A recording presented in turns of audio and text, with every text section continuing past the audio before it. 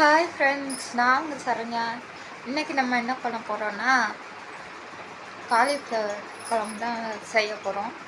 இதை எப்படி செய்கிறேங்கிறத நம்ம வீடியோக்குள்ளே போய் தெரிஞ்சுக்கலாம். அந்த வீடியோஸ்குள்ளே போகலாம். பாருங்க, இந்த ஒன்று எவ்வளோ இருக்குன்னு நீங்கள் நினைக்கிறீங்க? 10 ரூபா தான். மார்க்கெட் இன்னைக்கு மார்க்கெட்டு இரு பாப்பா. இத்தனை நான் ரொம்ப நாளும் மார்க்கெட்டே நான் பார்க்கல. எப்பவும் போடுற இடத்துல போடுற ஃப்ரெண்ட்ஸ் இப்போ மாற்றி போட்டிருக்காங்க. மாற்றி போட்டிருக்கிறத ஒரு நாள் அடுத்த வாரம் போய் காட்டுறேன். பார்க்கலாம் வாங்க இன்றைக்கி எப்படி பண்ணுறோன்னு. காலிஃப்ளவர் அந்த மாதிரி பொடியாக இது பண்ணிக்கணும். பொடியாக இது பண்ணி இந்த மஞ்சள் தண்ணி இருக்குல்ல, மஞ்சள் தண்ணி கொஞ்சம் உப்பும் போட்டிருக்கேன். இதுக்குள்ளே நம்ம போட்டுடலாம். போட்டு கொஞ்சம் நல்லா சுட வைக்கணும். சுட வச்சு அதுக்கப்புறம் எடுத்துக்கலாம். எதுக்குன்னா காலிஃப்ளவரில் ஏதாச்சும் இருக்கும்ல புழு, அதுக்காண்டி போட்டு எடுப்பாங்க. நம்மளும் அந்த மாதிரி பண்ணிக்கலாம். வெண்ணெயில் நல்லா இதாகிடுச்சு. மஞ்சள் ஏன் நம்ம போடுறோன்னா கிருமி ஏதாச்சும் இருந்தால் அதுவும் கொஞ்சம் இதாகிடும். நம்ம போட்டு இப்போ எடுத்துடலாம். வெண்ணெயில் நல்லா இதாகிடுச்சு பாருங்கள். இப்படி எடுத்தாச்சு. எடுத்து இப்படி தட்டில் போட்டுக்கலாம். எதை வச்சு எடுத்தேன்னு பார்த்துக்கோங்க. இதான் இந்த ஜல்லடை கரண்டி இருக்குல்ல, இதை வச்சு இப்படி எடுத்தேன்.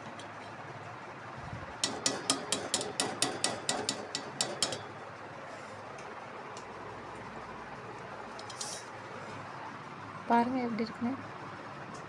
பார்த்தீங்களா, 1 2 வந்துடும் இருக்கிறது தண்ணியில்.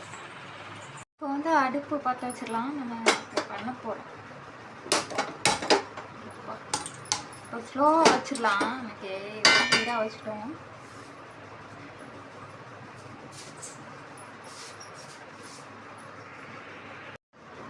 இப்போ வந்து எண்ணெய் ஊற்றிடலாம்.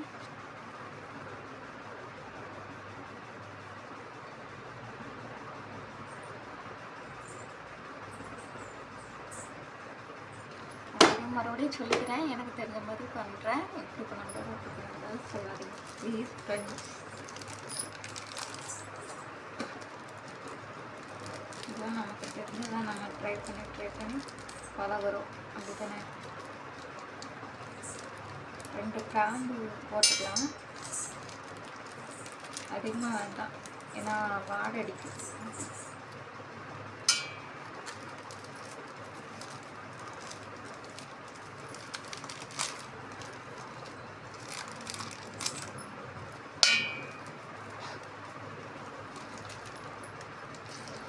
இது பேர் என்னன்னு தெரியல, தெரிஞ்சால் சொல்லுங்கள் யாராச்சும்.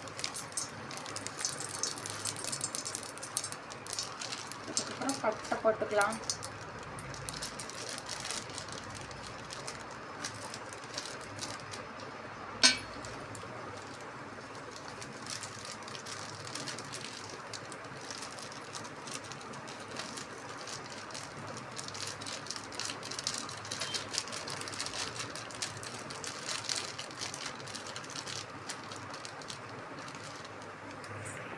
அதுக்கப்புறம் சோம்பு போட்டுக்கலாம்.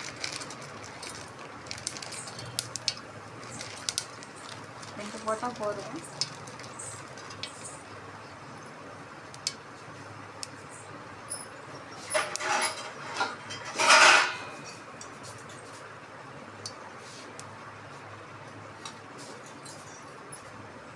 எல்லாம் போட்டு கொஞ்சம் வணக்கி விட்டுக்கலாம். அதுக்கப்புறம் வெட்டி வச்சுக்க வெங்காயத்தை பொடியாக வந்து வெட்டி வச்சுக்கேன். அதை போட்டுக்கலாம்.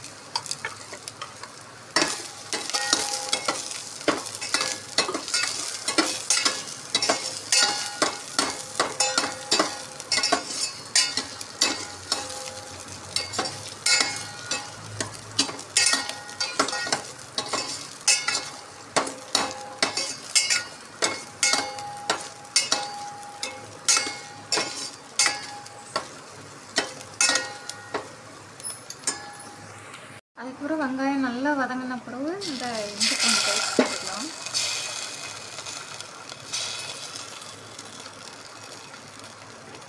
போட்டு நல்லா பச்சை வாசனை போகிற வரைக்கும் வதக்கிக்கணும்.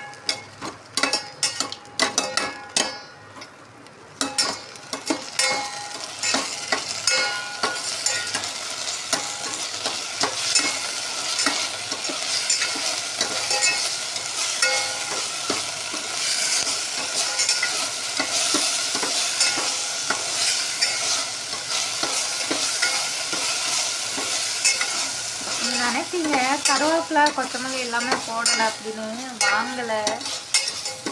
இந்த கடையில் இல்லை, இன்னைக்கு மார்க்கெட்டு தான். மார்க்கெட்டில் காசு எடுத்துகிட்டு போகல ஃப்ரெண்ட்ஸ், அதனால தான் நான் வாங்கலை. அடுத்த வாரம் எல்லாம் வாங்கி இது பண்ணலாம்.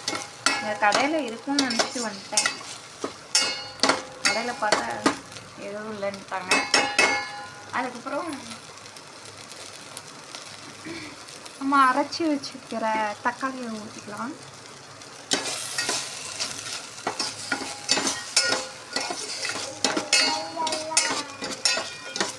பச்சை வாடை போட்டால் தெரியுங்களா, அதுக்குள்ள நம்ம ஏதாவது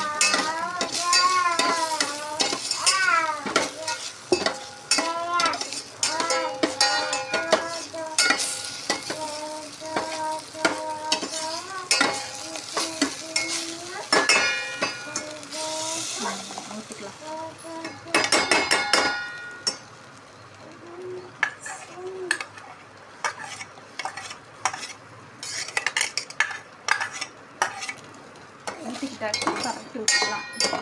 எல்லாத்தையும் செஞ்சு பரட்டி விட்டுட்டு கொஞ்சம் உப்பு, கொஞ்சம் மசாலா ஆட் பண்ணலாம்.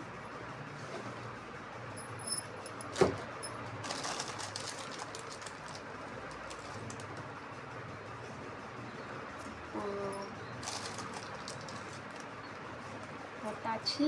அதுக்கப்புறம்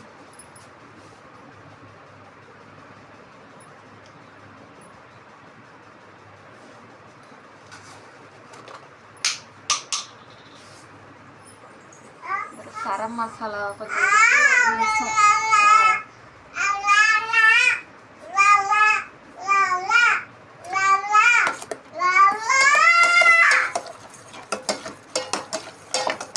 பிள்ளைய வச்சுட்டு ஒரு குழம்பு பண்ண முடியாது ஃப்ரெண்ட்ஸ். இந்த பாப்பா வச்சு கத்திக்கிட்டே இருப்பா.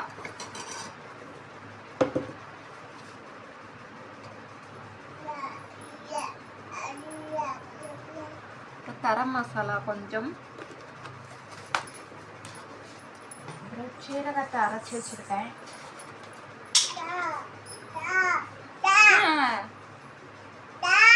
பாருங்க தாத்தான்னு நிக்கிறா. தாத்தா தான். சீரக மசாலா தூள், சீரகத்தூள், சீரகத்தூள். அதுக்கப்புறம்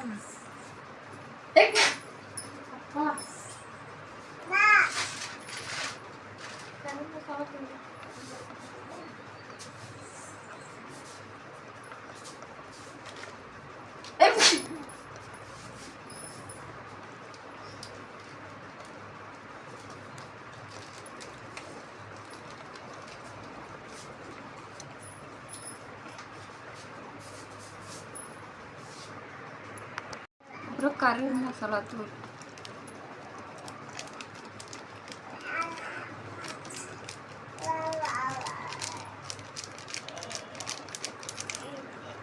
அதுக்கப்புறம் குழம்பு மசாலா தூள் கொஞ்சம் போட்டுக்கலாம்.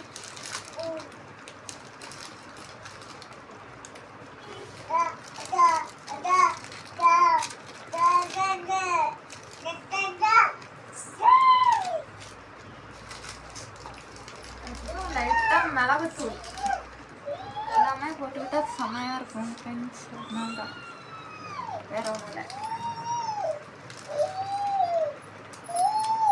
அதுக்கப்புறம் நம்ம தண்ணியில் போட்டு எடுத்து வச்சுருக்கோம் இல்லையா, அதையும் போட்டுடலாம் உள்ள. நம்ம காலிஃப்ளவரை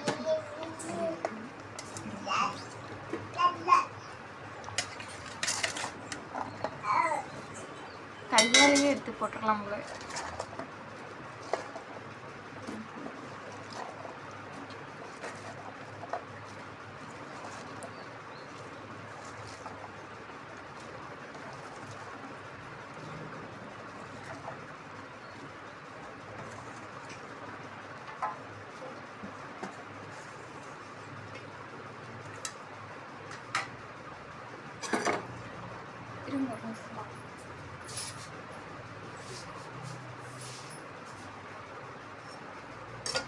எல்லாத்தையும் போட்டு ஒரு பெரட்டு எடுத்துக்கலாம்.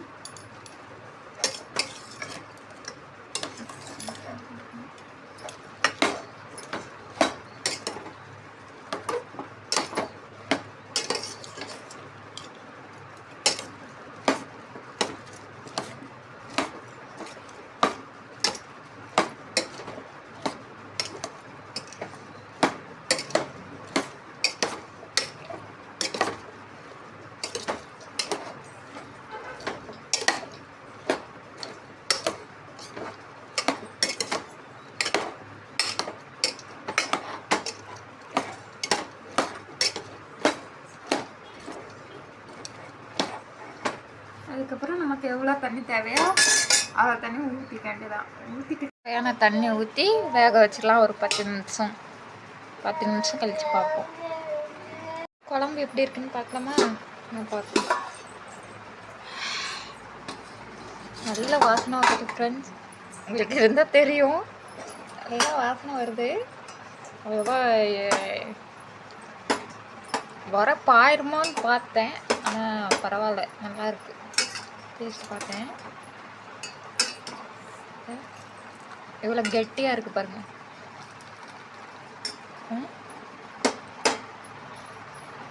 ஃபஸ்ட் டைம் குடிச்சிருக்கேன் பாருங்கள். எப்படி நான் டேஸ்ட்டு பார்க்க போகிறேன்.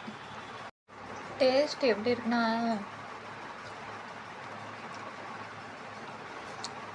வேற லெவல். இன்னும் டிஃப்ரெண்ட்டாக செஞ்சு பழகணும்.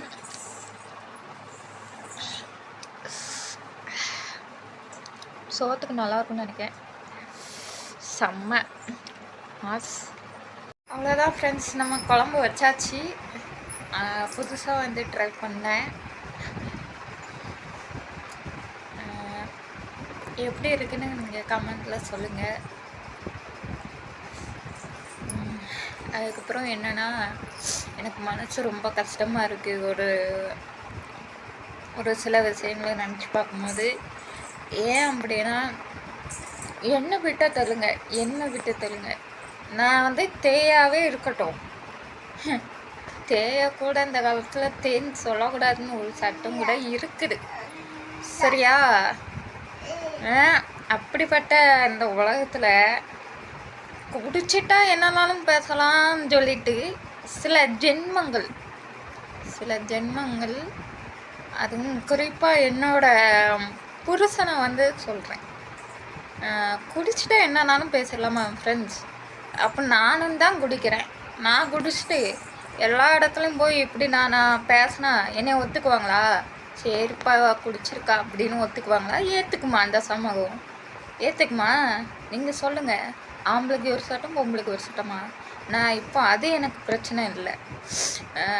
எனக்கு உள்ள வந்து ஒத்த பைசா கொடுக்கல ஃப்ரெண்ட்ஸ். 100 ரூபா கொடுத்தது தான்.